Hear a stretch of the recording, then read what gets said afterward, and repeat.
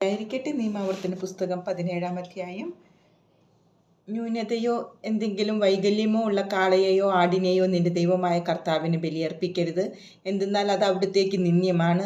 നിന്റെ ദൈവമായ കർത്താവ് നിനക്ക് തരുന്ന ഏതെങ്കിലും പട്ടണത്തിൽ സ്ത്രീയോ പുരുഷനോ ആരായാലും അവിടുത്തെ മുമ്പിൽ തിന്മ പ്രവർത്തിച്ച് അവിടുത്തെ ഉടമ്പടി ലംഘിക്കുകയും ഞാൻ വിലക്കിയിട്ടുള്ള അന്യദേവന്മാരെയോ സൂര്യനെയോ ചന്ദ്രനെയോ മറ്റേതെങ്കിലും ആകാശശക്തിയെയോ സേവിക്കുകയും ആരാധിക്കുകയും ചെയ്യുന്നുവെന്ന് ആരെങ്കിലും പറഞ്ഞു നീ കേട്ടാൽ ഉടനെ അതിനെപ്പറ്റി സൂക്ഷ്മമായി അന്വേഷിക്കണം.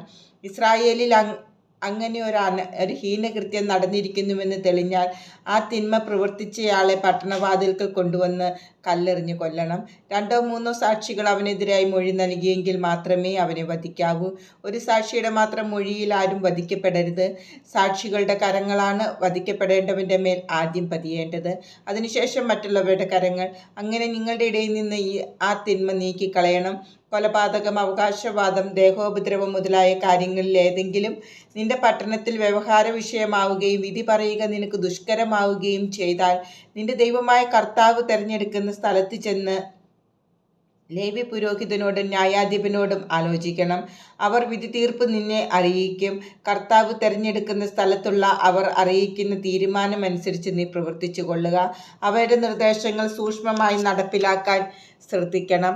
അവരുടെ നിർദ്ദേശവും ന്യായവിധിയും അനുസരിച്ച് പ്രവർത്തിക്കുക. അവരുടെ നിശ്ചയത്തിൽ നിന്ന് നീ ഇടംവലം വ്യതിചലിക്കരുത്. നിന്റെ ദൈവമായ കർത്താവിൻ്റെ മുമ്പിൽ പരികർമ്മം ചെയ്യുന്ന പുരോഹിതനെയോ ന്യായാധിപനെയോ അനുസരിക്കാതെ ഒരുവൻ ധിക്കാരപൂർവ്വം പ്രവർത്തിച്ചാൽ അവൻ വധിക്കപ്പെടണം. അങ്ങനെ ഇസ്രായേലിൽ നിന്ന് ആ തിന്മ നീക്കിക്കളയണം. ജനം ഇത് കേട്ട് ഭയപ്പെടുകയും പിന്നീട് ഒരിക്കലും ധിക്കാരപൂർവ്വം പെരുമാറാതിരിക്കുകയും ചെയ്യട്ടെ. രാജാവിനെ കുറിച്ചുള്ള നിർദ്ദേശങ്ങൾ. നിന്റെ ദൈവമായ കർത്താവ് നിനക്ക് നൽകുന്ന ദേശം കൈവശമാക്കി നീ താമസം ഉറപ്പിച്ചു കഴിയുമ്പോൾ ചുറ്റുമുള്ള ജനതകൾക്കെന്നതുപോലെ നിനക്കും രാജാവ് ഉണ്ടായിരിക്കണമെന്ന് നീ ആഗ്രഹിച്ചാൽ നിന്റെ ദൈവമായ കർത്താവ് തിരഞ്ഞെടുക്കുന്ന ആളെയാണ് രാജാവാക്കേണ്ടത്. നിന്റെ സഹോദരരിൽ നിന്ന് മാത്രമേ രാജാവിനെ വാഴിക്കാവൂ. പരദേശിയെ ഒരിക്കലും രാജാവാക്കരുത്. രാജാവ് കുതിരകളുടെ എണ്ണം വർദ്ധിപ്പിക്കരുത്.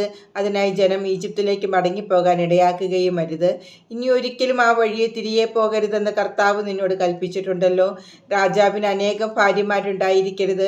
ഉണ്ടെങ്കിൽ അവൻ്റെ ഹൃദയം വഴിതെറ്റിപ്പോകും. രാജാവ് തനിക്ക് വേണ്ടി പൊന്നും വെള്ളിയും അമിതമായി സംഭരിക്കരുത്. രാജാവ് സിംഹാസനസ്ഥനായി കഴിയുമ്പോൾ ലേവ്യ പുരോഹിതരുടെ പക്കൽ സൂക്ഷിക്കപ്പെടുന്ന ഈ നിയമത്തിൻ്റെ ഒരു പകർപ്പ് പുസ്തകച്ചുരുളിൽ എഴുതിയെടുക്കണം. അവൻ അത് സൂക്ഷിക്കണം. തൻ്റെ ദൈവമായ കർത്താവിനെ ഭയപ്പെടുകയും ഈ നിയമത്തിലെ എല്ലാ അനുശാസനങ്ങളും ചട്ടങ്ങളും ശ്രദ്ധാപൂർവം പാലിക്കുകയും ചെയ്യാൻ ജീവിതത്തിലെ എല്ലാ ദിവസവും അത് വായിക്കുകയും ചെയ്യണം.